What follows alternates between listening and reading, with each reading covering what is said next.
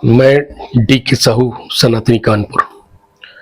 महारुद्र महाकाल सदाशिव को coat coat प्रणाम करता हूँ। माँ शक्ति, माँ पार्वती, माँ अम्बे, माँ गौरी को कोट कोट प्रणाम करता हूँ। भगवान राम,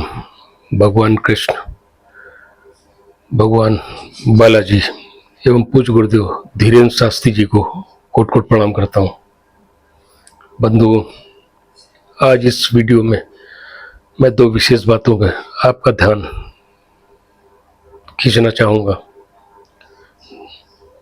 प्रथम, पूज्य गुरुदेव धीरेन्द्र शास्त्री जी ने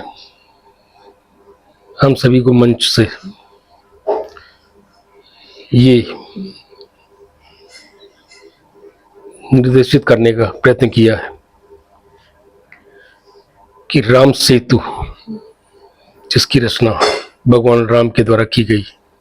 लंका विजय के लिए, उसे यूं समझें, सिर्फ वो राम सेतु नहीं बल्कि शब्दों का अर्थ समझें। राम सेतु मतलब स्पष्ट है कि हम सभी भगवान राम से हैं और मर्यादा पुरुषोत्तम भगवान राम इस देश की सनातनियों की रग रग में समाये हुए हैं। बंधुओं, एक विशेष बात और जो पूज्य गुरुदेव थे धीरेन्द्र शास्त्री जी ने हम सभी से कही कि वो व्यक्ति जो ईश्वर की पूजा अर्चना और साधना में रत है, अगर उसके जीवन में मुश्किलें आ रही हैं तो वो स्पष्ट समझ ले कि उसे ईश्वर का पूर्ण आशीर्वाद प्राप्त है और ईश्वर कृपा प्राप्त व्यक्ति या तो जीवन के शुरुआती दिनों में 15 से 25 साल की उम्र के बीच में ही दुनिया से संन्यास ले ले, या फिर दूसरा रास्ता है जिससे हम समझते हैं कि ईश्वर कृपा प्राप्त हो रही है 45 और 50 की उम्र के उपरांत परिवार के लोगों द्वारा, इष्ट मित्रों द्वारा उस व्यक्ति को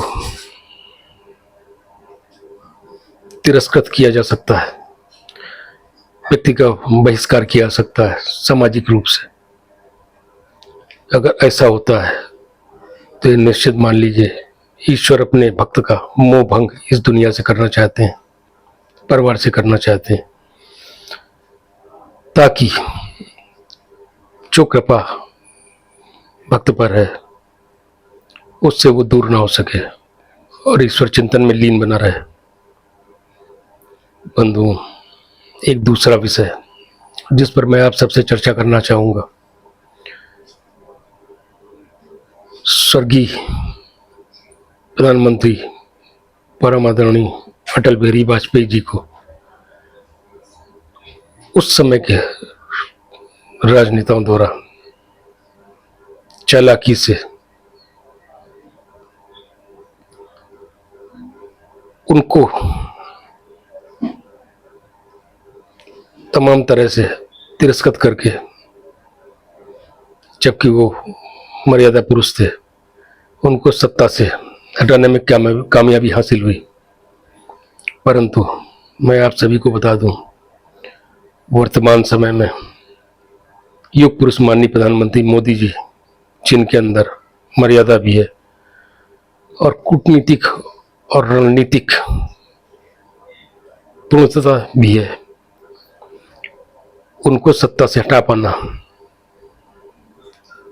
तमाम धूर्त राजनेताओं के बस में नहीं है। आप सभी ने देखा जिस प्रकार माननीय प्रधानमंत्री मोदी जी ने देश का कुशल नेतृत्व किया, चुनाव में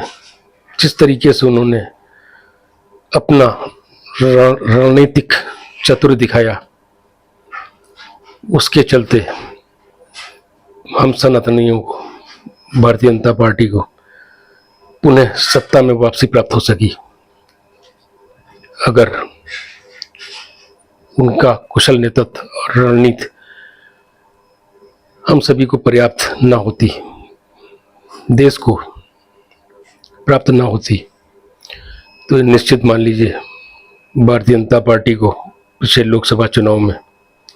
240 तो छोड़िए 140 सीटें लाने में भी लाले पड़ गए होते। और जैसा कि राणवंशी नेता विपक्ष के आतुर थे साम दाम दंड भेद सत्ता पर कब्जा करने के लिए, और कब्जा करके सनातनियों को, हिंदुओं को अपमानित करने के लिए, वो अवसर उन्हें प्राप्त हो गया होता। बंधुओं, मैं सनातनी भाइयों से, तमाम हिंदू भाइयों से एक निवेदन करना चाहूँगा कि जिस तरह की गलती लालचवश उन्होंने पिछले लोकसभा चुनाव में की है और लगभग सत्ता जाते जाते बची है सनातनियों के हाथ से, हिंदुओं के हाथ से, ऐसी गलती आगे जो विधानसभा चुनाव होने जा रहे हैं देश के अनेक प्रांतों में, जिनमें से बिहार और उत्तर प्रदेश भी हैं, बिहार तो तुरंत ही होने वाले हैं, इन सब में लालचवश ये गलती सनातनी भाई, हिंदू जो सच्चे हिंदू भाई हैं, उनने अपनाए, जिससे कि सनातनियों का, सच्चे हिंदुओं का मान सम्मान बना रहे। बंधुओं, ये निश्चित मान लें कि अगर सनातनियों के हाथ से सत्ता जाती है तो देश का मान सम्मान बचा पाना असंभव होगा। बंधुओं, एक कहावत वर्तमान परिप्रेक्ष्य में युग पुरुष माननीय प्रधानमंत्री मोदी जी ने उनसे असत्य साबित कर दी है। हम सभी ने सुना है कि तमाम खुखार भेड़िए मिलकर भी शेर का शिकार कर लेते हैं, परंतु आप सभी ने देखा तमाम खुखार भेड़िए मिलकर के भी शेर का शिकार नहीं कर पाते हैं। ये कैसे युग पुरुष माननीय प्रधानमंत्री मोदी जी ने साबित कर दिया कि उनके अंदर कितनी अदम क्षमता है विरोधियों को परास्त करने की। बंधुओं, उत्तर प्रदेश के माननीय मुख्यमंत्री योगी आदित्यनाथ जी, जो कि पूर्णतः सनातनी संस्कृति से ओतप्रोत हैं और हम सभी के लिए नेतृत्व किस तरह से किया जाए इसका कुशल उदाहरण है। हम सभी को चाहिए कि वर्तमान समय में, आने वाले समय में उनको हम प्रदेश की बागडोर में इसी तरह बनाए रखें ताकि इस प्रदेश का पूर्णतः कल्याण हो सके। बंधुओं, इन्हीं शब्दों के साथ मैं अपनी वाणी को विराम देना चाहूँगा और आप सभी से आग्रह करना चाहूँगा कि जो ज्योति पूज्य गुरुदेव धीरेन्द्र शास्त्री जी ने जगाई है इस देश को हिंदू राष्ट्र घोषित करवाने के संदर्भ में, हम सभी को उससे बनाए रखना है, उस ज्योति को जलाए रखना है। बंधुओं,